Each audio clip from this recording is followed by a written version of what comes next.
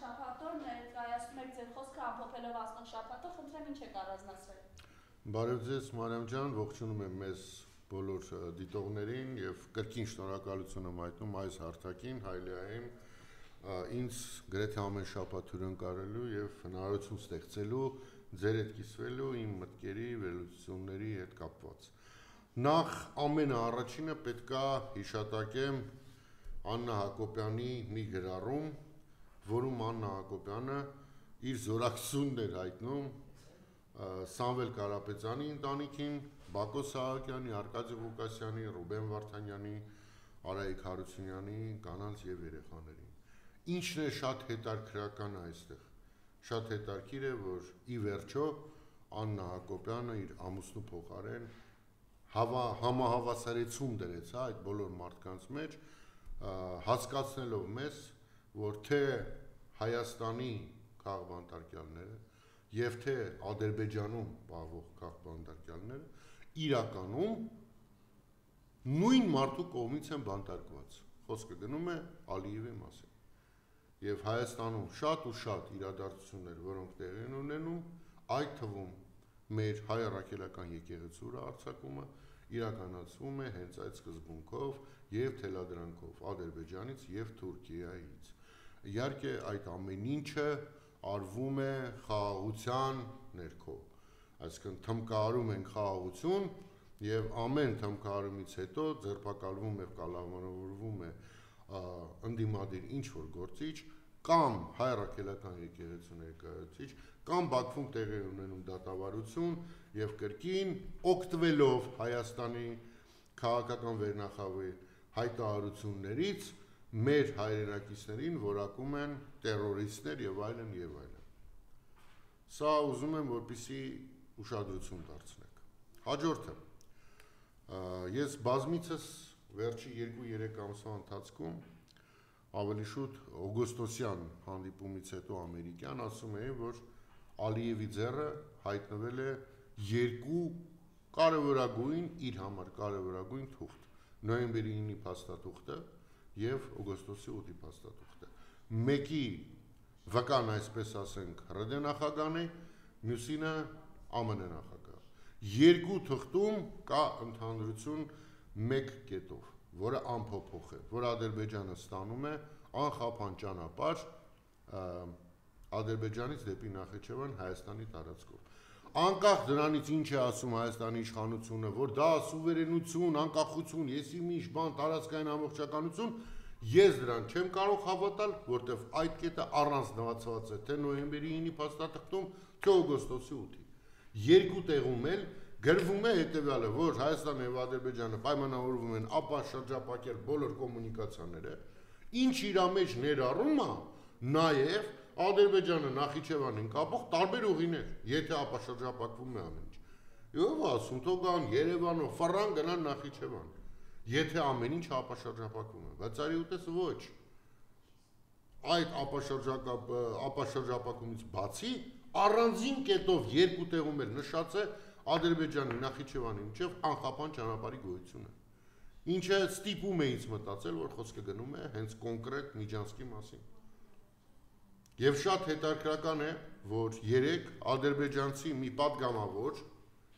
իսկ թույլ տվեք ասել հետևյալը, Ադրբեջանի պես երկրում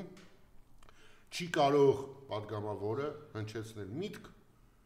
որին համաձայն չէ Ալիևը։ Ուղղակի չի լինում այնտեղ այդպես, այդ երկրում այդպես է։ Եվ այդ պատգամավորը հայտարարում է հետևյալը, կամ Հայաստանը ինքնակամ կտրամադրի մեզ Զանգեզուրյան, այսպես կոչված Զանգեզուրյան միջանցքը,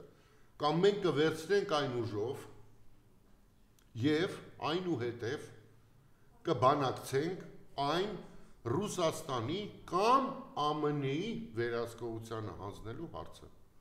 Սա հենց այն է, ինչ ես մի քանի ամիսա պնդում եմ, որ Ալիևը օգտագործելու է իր ձեռը եղած երկու թուղթը։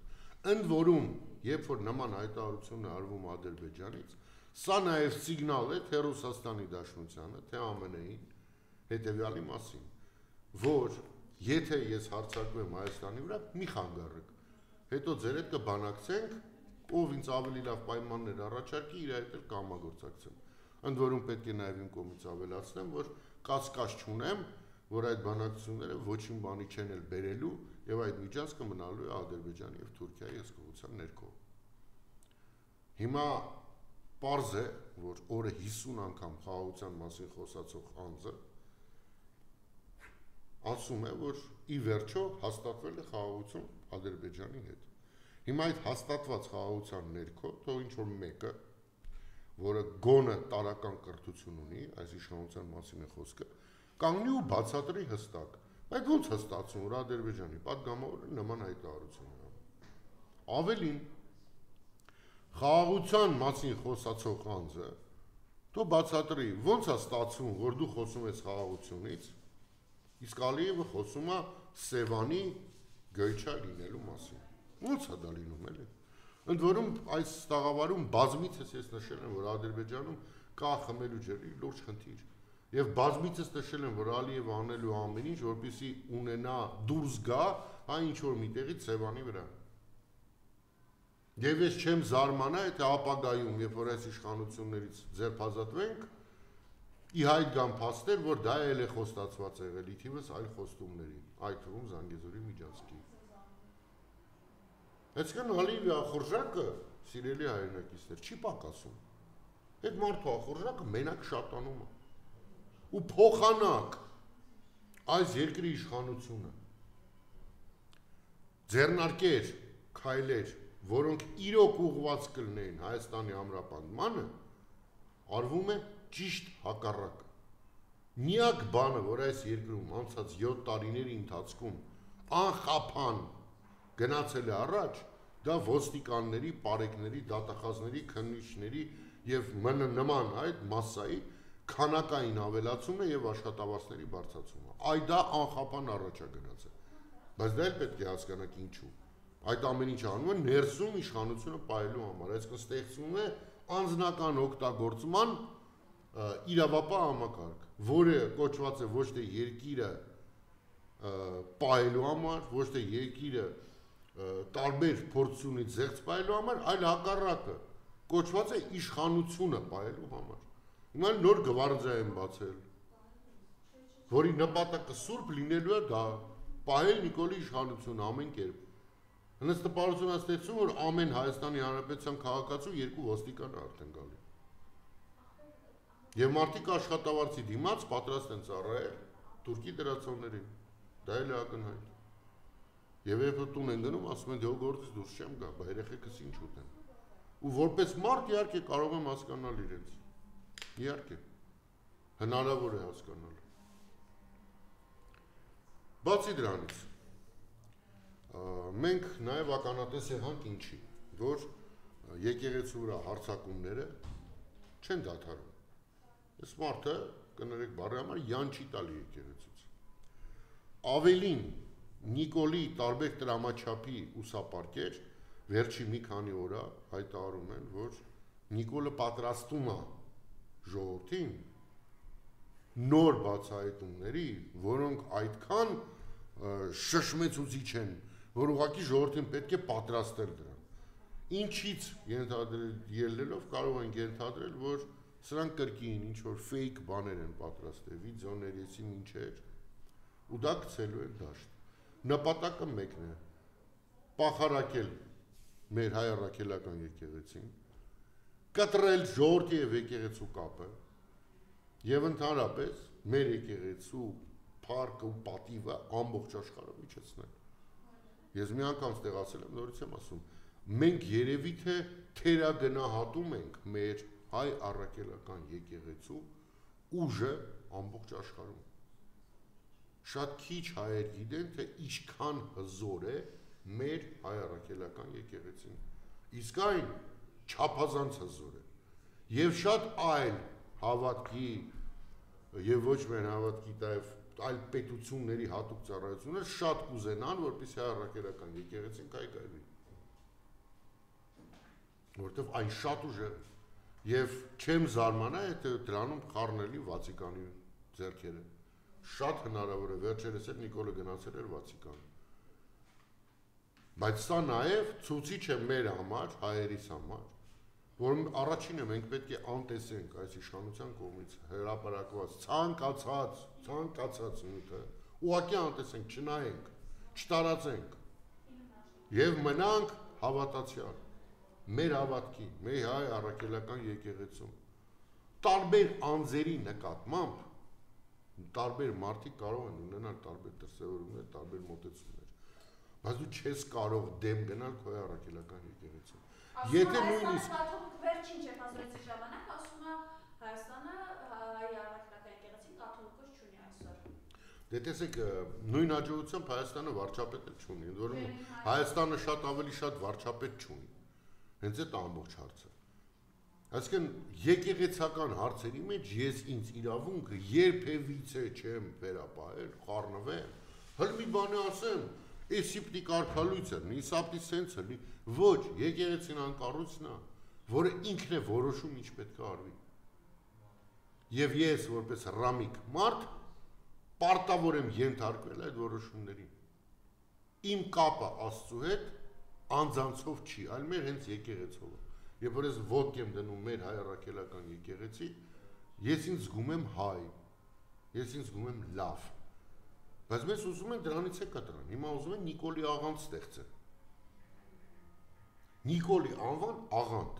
Ընդ որում այդ աղանդը ստեղծելու ճանապարհին բավարարվում են նաև Թուրքիայի եւ Ադրբեջանի ախորժակը։ Իսկ իրանց ախորժակը շատ պարզ է, հայ առաքելական եկեղեցին բարձրացնում է իթիվս շատ այլ հարցերի, բարձրացնում է նաև արցախցիների վերադարձի հարցը։ Այնց դրա համար է, որ ադրբեջանցիները եւ թուրքերը շատ լարված են հայ առաքելական եկեղեցու նկատմամբ։ Ընդ որում պետք է ասեմ, որ աշխարհի տարբեր երկրներում արցախցիների վերադարձի հարցը ֆանտաստիկ չի հնչում։ Այսինքն մարդիկ ասում են, այո, իհարկե, այդ վերադարձը պետք է ապահովի եւ բանակցությունների տեղիք այնտեղ կա։ Այսօր առավոտվանից Պրոշյանի դաչայում արթնանալուց հետո այս մարդը սկսել է նորից 5 րոպե մեկ պոստեր ա գրում։ Երևի կապված է նրա հետ, որ երևի չի քն, երևի կապված է նրա հետ, որ երրորդ նախագահը երեք բավականին երկար ծրագրի է մասնակցել, խոսել է տարբեր թեմաների մասին։ Այս Նիկոլն էլ նորից արթնացել է, սկսել է գրել, ընդհանրապես նախագահների խոսալուց հետո այս մարդու մոտ բանա զառանցանքի երեկո է սկսում, Նիկոլի դեպքում զառանցանքի առավոտ։ Ու դրել է ինչ որ բանա, ռոբոտ կենթանի է ինչ որ դրել մոտը, բան մեր բանակ այսպես բանակ ենք սարքում, այդ որ դրել ես էդի թեմուից կարելի է բան անել, մի $25 պատվիրել, լավ 30։ Ընդ որում, որ ինքը ասում է, եկեք ցույց տամ, ինչ նորագույն տեխնոլոգիաներ ենք մենք առել մեր բանակի համար, տղա ջան, դա գաղտնիք չի։ Դա ցույց տուր։ Նյութեր պատրաստի ցույց տուր, ինչ է սարը։ Օրինակ Ադրբեջանը հիմա պարադ է անում։ Ադրբեջանը ցուցադրում է այլ բոլոր զենքերը։ Խես ժողովրդին խափում, որ դա գաղտնի է, գաղտնի ոչ մի բան չկա, նախ դու որոշ պայմանագրերով չես էլ կարա գաղտնի որևէ բան գնես։ Ուղղակի իրավունք չունես։ Իրականում դու չես հանրայնացնում են ինչ արել ես, որտեղ այդ առածների մեջ մեջված է զիբիլ առնելու, որը ոչ միտե չի փորձարկվել։ Նորից խոսում ես դրա մասին, որ այսօր թղթերը կհրապարակեն բանակցությունների, հրապարակի։ Բայց մեր սիրելի ժողովրդին կոչ կանեմ միշտ սրանից հետո համեմատություն անել 2018 ու հիմա։ Օրինակի համար 2018-ին տարվա սկզբին յուրաքանչյուր հայ գիտեր, որ մենք որպես հայություն պայքարում ենք Արցախում բնակվող մեր հայրենակիցների ինքնորոշման իրավունքի համար։ Տարածքային կռիվ չենք տալի, որտեղ Արցախյան հարցը երբևիցե տարածքային կռիվ չի եղել։ Հակառակը եղել է ազգերի ինքնորոշման իրավունքի շուրջ կռիվ։ Այդ ժամանակ 18-ին մեր կռիվը էր ամբողջ աշխարհի եւ ցեղասպանության ճանաչումը։ Երկու ուղղությամբ է շատ լուրջ աշխատանք է տալու։ Երկու ուղղությամբ է։ Հայաստանում այդ ընթացքում մարդիկ ապրում էին հանգիստ, սահմաններում զոհեր չէին տալի, սահմաններում բավականին հանգիստ էր եւ Վարդենիսում լինի, Ջերմուկում լինի կամ այլ տեղերում ապրողները նույնիսկ ադրբեջանցու զինվորի երես չէին տենում։ Հիմա եկանք հասանք 2025 թիվ։ Ինչի համար ենք մենք այսօր պայքարում։ Պայքարում ենք, որ աշխարհին ապացուցենք, որ Սևանը հայկական է։ Դուք հասկանում եք մենք ուր ենք հասել։ Այսինքն ազգերի ինքնորոշման իրավունքից եկել հասել ենք նրան, որ պայքարում ենք, որ ապացուցենք, որ Սևանը հայկական է։ Ու դրա անունը դնում են խաղաղություն։ Խաղաղությունը արդեն եկել է։ Մի քանի տոննա հացահատիկ են բերել, մի ուրախացել է։ Ընդ որում այդ հացահատիկ ախր ընդհանրապես կապ չունի օգոստոսյան պայմանավորությունների հետ։ Զերո կապ ունի, զերո։ Բայց ի՞նչ է անելու Ադրբեջանը այդ հացահատիկով։ Տեսեք, ընդ որում պետք է Մարիամ ջան, հասկանանք, որ ի վերջո, երբ որ ասում են, այ տեսեք, բացվել է բան, այդ հացահատիկը գալիս է մտնում է Վրաստան, Վրաստանից գալիս է Հայաստան։ Այն նույն Վրաստան, որին դեմ դուք մի քանի օր առաջ ազգային ժողովում բանաձևի տակ եք բանարեք, կողմ քվեարկե։ Կներեք։ Մենք նույնիսկ մեր եղբայրական ժողովուրդ համարվող վրացիները չեն կարողանում ճիշտ ու անկեղծ աշխատել։ Ժողովուրդ ջան, Նիկոլ իշխանությունը պահելու համար պատրաստ է ամեն ինչի։ Այստեղ մի բայց կա։ Ալիևը պարզ է ուզում է, որ Նիկոլը վերընտրվի։ Միանշանակ է դա։ Կտրուկ քայլերի ինձ թվում է չի գնալու, բայց նաև իմ համար այս վերջի մի քանի օրվա մեջ միանշանակ է դարել, որ Նիկոլը ինչ որ խոստում ա տվել, որը միջև ընտրություններ պետք է իրականացնի։ Դրանով է պայմանավորված Ալիևի հայտարարությունները եւ իրանց ազգային ժողովի падգամավորի հայտարարությունները, որոնք ուղղված են կոնկրետ Նիկոլին, ասում են այդ այն ինչ խոսք ես արա, թե չէ դες հեսա ուրիշ բան ենք անելու։ Թե ինչ է խոստացել Նիկոլը, որ կանի միջև ընտրություններ, դժվարանում եմ ասել։ Միգուցե ինչ որ մարզում էլի ինչ որ տարածք է հանձնելու։ Բայց ակնհայտ է, որ ինչ որ բան խոստացել։ Իսկ մենք որպես ժողովուրդ ինչ պետք է անենք, մենք որպես ժողովուրդ պետք է ընդվզենք այս ամեն ինչին։ Օրինակի համար ամենալավ օրինակը լինելու է վաղար շաբաթում մի քանի օրից տեղ ունեցող ընտրությունները։ Ընդվզեք։ Գնացեք ու դեմ քվեարկեք իրանց։ Ընտրեք ընդդիմադիրներին։ Իրական բաց։ Ես խորհուրդ եմ տալի ընտրել հաղթանակ դաշինքը, ինքս համակրում եմ իրենց։ Կարծում եմ, որ շատ լավ մարդկանցով համալրված դաշինք է, ղեկավարը Սևակը շատ պարտաճանաչ, պիտանի, գրագետ կրթված տղա է եւ կարող է Էջմիածինում եւ կողքի համայնքներում լրջագույն փոփոխություններ մտցնել։ Ինքս հետևում եմ իր քարոզարշավին, տենում եմ ինչ խոստումներ է տալի, տենում եմ, որ ինչ լավ ընդունելության է արժանանում ժողովրդի կողմից եւ սա շատ լավ է։ Բայց կան նաև այլ ընդդիմադիր, իրական ընդդիմադիրներ, որոնք այնտեղ մասնակցում են։ Եղբոր եւ եղբորորդու վրա դանոսչիկ հիշեք։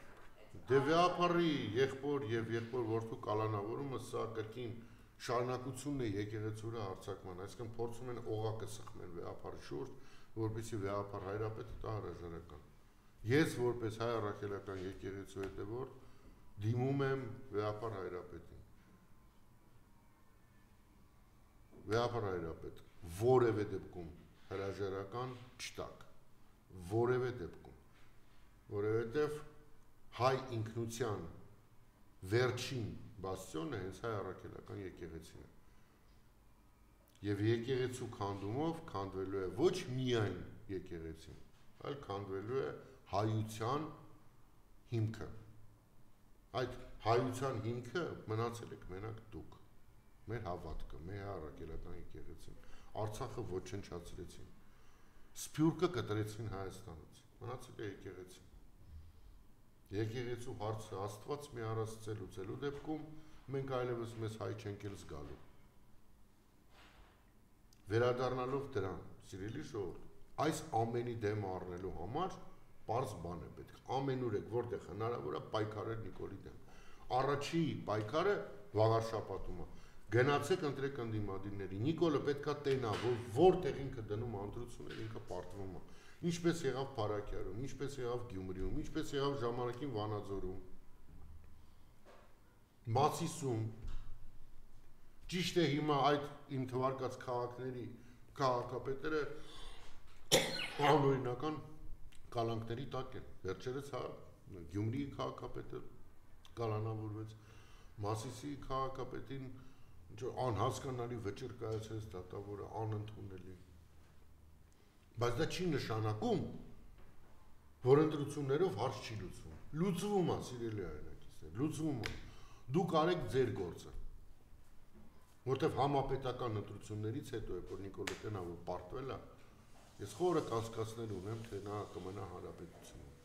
Նա փախչելու է Հայաստանից։ Հետո շատ արագ իրան հետ ենք բերելու եւ կանգնեցնելու ենք օրենքի առջեւ։ Ու ոչ միայն իրեն, այլ բոլոր այն մարդկանց, որոնք մաս են կազմել Արցախի հանձնման, դավաճանական պատերազմի հրահանգման, բանակի կազմաքանդման եւ հայ ժողովրդի արժանի զավակների մահի ուղարկման։ Բոլորը պետք է պատասխան տան։ Այս ցնդաբանությունները առավոտ որ գրում է, ինչ որ գրել է բան։ Բանակը ես եմ կառուցում բան։ Տղա ջան, դու բանակը քանդողն ես։ 18-ից երբ որ դու եկար իշխանության, թե Արցախում, թե Հայաստանում, դու զբաղված ես եղել մի բանով։ Պախարակել բոլոր Արցախի ազատագրման հետ կապ ունեցող մարդկանց անցյալը, գրեթե բոլոր ռազմական գեներալներին, փորձ ունեցող գեներալներին, թե Արցախում, թե Հայաստանում ազատել ես գործից եւ համալրել ես բանակը մարդկանցով, որոնք պատերազմական իրավիճակում ուղղակի չգիտեին ինչ անեին։ Այդ այս դու արել։ Դու ասում ես, այդ ինչ հոպ ենք ունեցել, որ ադրբեջանցիները շատ արագ ոչնչացրել, ես քեզ ասում եմ, որ շատ լավ հոպ ենք ունեցել, ուղղակի չգիտես ոնց ադրբեջանցիների մոտ ինֆորմացիա էր հայտնվել, թե այդ հոպը որտեղ է կոնկրետ տեղակայված։ Ու գիտես ինչ, նույն ձևի շատ զարմանալի ձևով ադրբեջանցիների մոտ ինֆորմացիա հայտնվեց, որ Շուշիի համայնքային կենտրոնում ոստիկաններ են հավաքված։ Թե ով է քո թիմից ինֆորմացիան փոխանցել Ադրբեջանին, ես չգիտեմ։ Բայց քննությունը միանշանակ դա էլ կպարզի, թե ոնց են ամեն ինչը իմացել։ Դա ամեն ինչի այդ է գալու, եւ բոլորը դրա մասին իմանալու են։ Մարիամ ջան, այլ հարցեր կան։ Չէ, եթե ամեն դեպքում եթե ամփոփեք, եւս մի բան հստակ է, որ ստեղծանես ծորենը, որ գերակրում են հայ ժողովրդին, Ադրբեջանը իր քաղաքականությունն ունի, գերակրում է, որպեսզի մորթի նույն ըստեղության է ծորենը։ Խնդրեմ այս մասով ձեր կոչի, ինչպես շուտել է ներողություն կուտը, ինչպես ասում են, խնդրեմ այս մասով եւ եւս մեկ հարց հետո։ Գիտեք, ես չեմ ուզում, որպեսզի հայ ժողովուրդը մատաղի, գառի հոգեբանությամբ ուղղակի վերանա, որովհետև այն ինչ կատարվում է, դա հենց մատաղի գառն է։ Մեզ այսօր տալիս են ուտելիք, որ վաղը մորթեն։ Ու ինչքան է դա վատ է հնչում, ինչքան է դա կտրուկ է հնչում։ Դա տեղի է ունեցել Արցախում ընդամենը 2 տարի առաջ։ Ընդամենը 2 տարի առաջ։ Նայեք, վերհիշեք ու մի կարծեք, որ դուք որևէ մեկից կամ ես որևէ մեկից լավն եմ։ Մի կարծեք, որ Արցախի հայության հանդեպ Թուրքիայի եւ Ադրբեջանի վերաբերմունքը մեկ բան էր, Հայաստանի հայերի համար, Հայաստանի հայերի հանդեպ այլ։ Ոչ, նույն վերաբերմունքն է։ Ընդ որում ձեզ ավելին ասեմ, երբ որ սրանք բերվում էին իշխանության, պարզ էր, որ կային աշխարհագրական նպատակներ, եւ նպատակներ շատ պարզ էր։ Ամեն կերպ դուրս հանել Ռուսաստանի Դաշնությունը այս տարածաշրջանից։ Ռուսաստանի Դաշնությունը այս տարածաշրջանից հանելու լավագույն միջոցը, որպես սկիզբ դա Արցախի հանձնումն էր, ինչը եւ Նիկոլեն կարեցին։ Եվ իրոք այս ամբողջ process-ում Նիկոլեն անում են ամեն ինչ իրանց ասում են, բայց ոչ երբեք որևէ բան ի օգուտ մեր ժողովրդի։ Ոչ երբեք որևէ բան ի օգուտ մեր ժողովրդի։ Իրենք մեր վերջի 7 տարիների կորուստների հիմնական պատճառն են։ Տարբեր մարդիկ տարբեր գնահատական են տալի այդ կորուստներին։ Մեկը ասում է, որ չգիտակցելով են արել, մեկը ասում է անփորձությունից ելնելով են ասել, մեկը ասում է, որ դավաճանել են, Մեկը ասում է, որ եթե թուրք-ադրբեջանական գործակալ լինեն, հենց այդպես էլ կանեին, երևի բոլորը իրար հետ, եթե մեկտեղ ենք, ասենք, որ Հայաստանի վրա եղել է օտարերկրյա գործակալների հարձակում, եւ այդ հարձակումը դեռևս շարունակվում է, հարձակման տակ է Հայաստանի Հանրապետության ժողովուրդը եւ հայի ինքնությունը։ Այդ գործակալների զինանոցը անսպառ է։ Իրանք օգտագործում են բոլոր հնարավոր զենքերը, այսպես կոչված զենքերը։ Այդ զենքերի մեջ է նաեւ եւ ընդհանուր առմամբ նաեւ պետք է գիտակցենք, որ իրանք չունեն որևէ կարմիր գիծ, որևէ, չկա որևէ սրբություն, որևէ գոյություն չունի։ Դրանով է պայմանավորված նաեւ եկեղեցու վրա ասած բացահայտ հարձակումը։